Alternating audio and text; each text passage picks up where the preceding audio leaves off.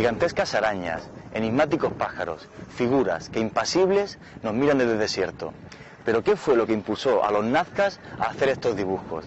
Hay mil teorías para explicarlo. Quizás la más conocida sea la que promulgó la matemática alemana Maria Rietzsche, que estuvo aquí investigando las figuras durante décadas. Ella lo que defendía era que las figuras de Nazca eran como un inmenso mapa de las estrellas. Pero quizás la solución al enigma no haya que buscarla en el pasado, sino en el presente. Hoy todavía algunas tribus andinas realizan caminos rituales por las montañas para adorar a los apus, a los espíritus de los Andes. Ha llegado el momento de subir a la avioneta que nos ha de llevar a esas alturas desde las cuales son apreciables estos extraños vestigios de un pasado que se resiste a desvelar sus secretos. El descubrimiento de las líneas de Nazca fue obra del profesor de la Universidad de Long Island, Paul Kosok, que en el lejano año de 1939 sobrevoló la zona estudiando los sistemas de riego de sus antiguos habitantes. La sorpresa fue mayúscula cuando se cercioró de que aquellos largos trazos que atravesaban la pampa a lo largo de kilómetros poco tenían que ver con supuestos sistemas de regadío. Ante sus ojos surgió la figura esquemática pero indiscutible de un pájaro que medía más de 30 metros de longitud. Y es que no hay duda, están ahí la araña, el colibrí, el mono, alguna figura humana observando impasible nuestro vuelo. Figuras que también aparecen en la cerámica de los nazcas, donde podemos reconocer caras humanas, monos y otros animales, que de un modo u otro pasaron de la suave superficie de la vasija al árido suelo de esta planicie infinita. Iniciamos el descenso, conscientes de que en Nazca quedan pocos vestigios que arrojen luz a lo que aquí sucedió hace 19 siglos.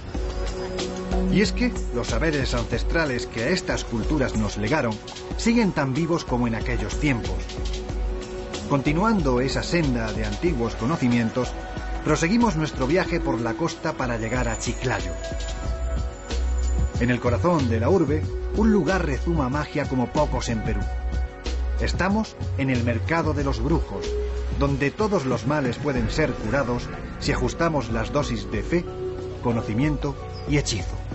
La cultura mochica que se asentó en estos valles hace 1700 años conocía bien el poder de la naturaleza.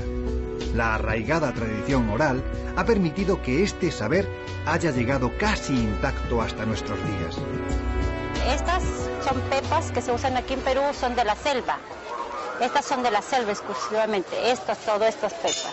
Este es guanarpo, que usan para impotencia sexual, el guanarpo. Este es toro simuri. Este toro simuri sirve para los curanderos como protección, ¿no? Protección. Esta es la chonta. Esta chonta usan los curanderos para limpias, para sacar los malos espíritus. La mano poderosa. Se limpia la persona en esta manera. Se va limpiando y se va usando el agua florida, que es esto. Este es el agua florida. Esto se coge un sorbo y se foguea a la persona. Los datos que la historia nos ha dejado de la cultura mochica eran endebles hasta que hace 2 décadas se produjo el segundo hallazgo arqueológico más importante del siglo XX. Después, claro está, de que Howard Carter se topara de bruces con la tumba del rey Tutankamón. Hablamos de otra sepultura, la del señor de Sipán. El resultado de aquellas excavaciones es hoy visible en las vitrinas del Museo del Señor de Sipán. Su director, Walter Alba, nos cuenta el comienzo de aquellas excavaciones, cuyo inicio estuvo plagado de muchos peligros. Para nosotros fue también una aventura personal muy dramática, ¿no? Porque cuando se intervino para evitar el saqueo de esta tumba, fue una situación difícil, sin ningún tipo de recursos. Comenzamos con un fondo de $400 donados por un patronato de cultura local.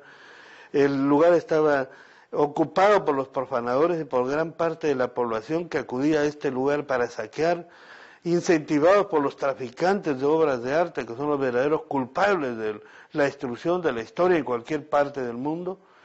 Y nosotros tuvimos que intervenir para desalojar primero instalar un pequeño campamento con los recursos disponibles y generar uno de los proyectos arqueológicos más importantes de los últimos años. En la tumba del señor de Sipán ha quedado recogida en cerámicas y estatuillas, en el labrado del oro y de la plata, la historia de una civilización que se asentó en estos áridos valles hace más de 1000 años. Situados entre las corrientes frías del océano y las paredes verticales de los Andes, hubieron de inventar un sistema artificial de irrigación que convirtió este desierto en un vergel, en una tierra productiva que les permitió alcanzar un nivel social y político sin parangón hasta la fecha.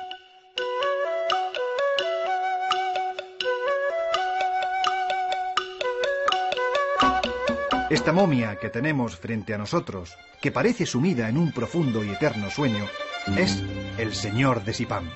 Fue un gobernador más, nacido para regir los designios políticos y espirituales de su pueblo. Por ello sorprende comprobar en el interior del museo la riqueza con la que inició su último viaje, rodeado de joyas de la artesanía y la orfebrería mochica que recogen la memoria de un tiempo casi olvidado.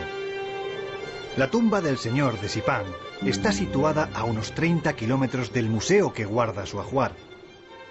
El viejo señor feudal no quiso emprender su viaje hasta el más allá sin que chamanes, guerreros y esposas le acompañaran. Todos ellos fueron sacrificados en el momento de la muerte del monarca y sus cadáveres puestos junto al suyo, otorgando a este lugar la misma complejidad que tuvo en la realidad su nutrida corte. Destaca en esta escena que al cuerpo de su mejor soldado le fueron amputados los pies después de muerto. Un gesto cruel, sin duda, que garantizaba al rey un guardaespaldas eterno sin capacidad para la huida. De esta manera, una espada guerrera le protegería para siempre de los demonios que habitan en el otro mundo. Si hay un momento que refleje el simbolismo de ese descubrimiento, es cuando una tarde del 26 de julio del año 87, después de haber retirado las primeras capas, los sellos del ataúd central que se encontraba en el centro del recinto funerario, uno de los asistentes, Luis Chero, el arqueólogo que trabaja conmigo, me dice, parece que hay algo brillando debajo de esta masa de objetos de cobre que veíamos en el centro del fardo. Entonces levantamos una concreción de barro y de repente tuve la sensación de que yo no solamente estaba descubriendo o estaba mirando debajo de la concreción de tierra, sino que había un rostro de oro que me estaba mirando también a mí. Y fue como un encuentro mutuo entre el ornamento, que es el más bello de las tumbas, conmigo.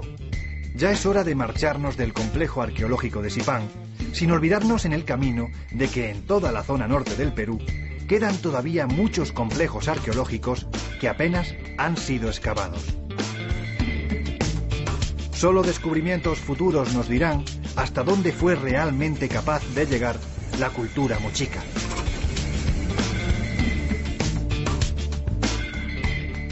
Toda la costa del Perú está dominada por un impresionante desierto. Sin embargo, de algunos ríos que bajaban de los Andes, que fueron formando valles a lo largo del tiempo, fueron apareciendo desde hace 5000 años hasta ahora diferentes culturas. La más impresionante de estas culturas antiguas fue sin duda la cultura mochica. El lugar que queda con mayor esplendor arqueológico de aquella época es donde estamos ahora mismo, en las pirámides del Sol y de la Luna. En concreto, la pirámide del Sol se construyó con más de 25 millones de bloques de adobe, algo que algunos arqueólogos piensan que fue durante por lo menos 5 siglos de trabajo. Tan impresionantes fueron estos lugares que las culturas que vinieron después, como por ejemplo fue la cultura chimú, siguieron aquí haciendo diferentes ritos, aunque la realidad es que sobre el contenido de estos ritos mágicos poco a día de hoy se sabe. En la costa del Perú, además de restos arqueológicos, quedan lugares donde el pasado y el presente se funden.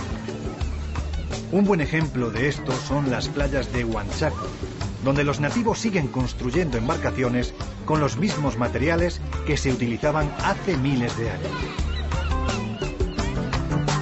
Tras viajar por las costas y desiertos del Perú, hemos llegado a la ciudad de Trujillo, donde quedan todavía muestras de la navegación primitiva que se hacía en estas costas.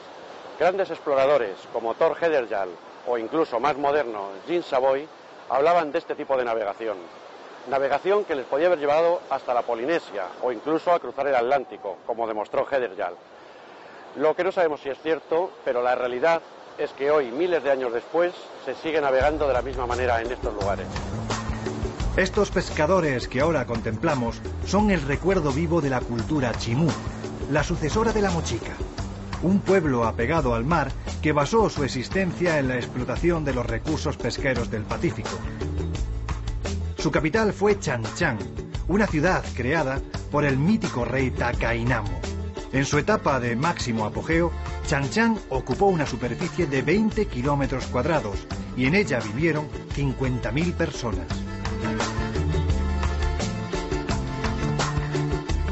Aseguran las crónicas que cuando el monarca partía hacia el otro mundo, las puertas de la ciudadela eran selladas con sus siervos en el interior, para que así siguieran atendiéndole en su nueva vida.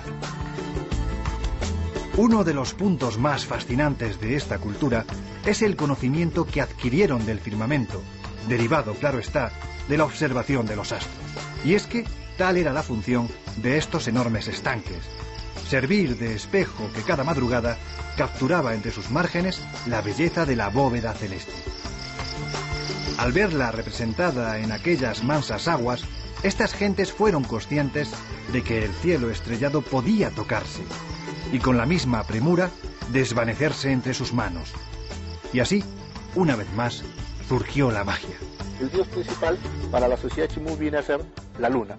La luna, quien adquiría un poder máximo y tenía el factor de influir sobre las mareas altas y las mareas bajas, ¿no? Y además, siempre cada vez que había el proceso de la luna llena, es cuando se van a realizar las grandes actividades, llámese pesca, llámese agricultura, llámese procreación, ¿no? Básicamente por el poder que tenía la luna en aquel momento.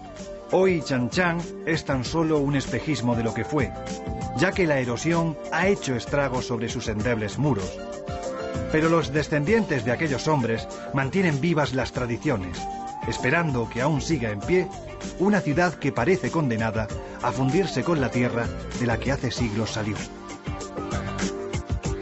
Nuestro viaje llega a su final y por fin descansamos junto al sonido de una vieja guitarra. Son momentos de reflexión donde es difícil distinguir la realidad de la leyenda.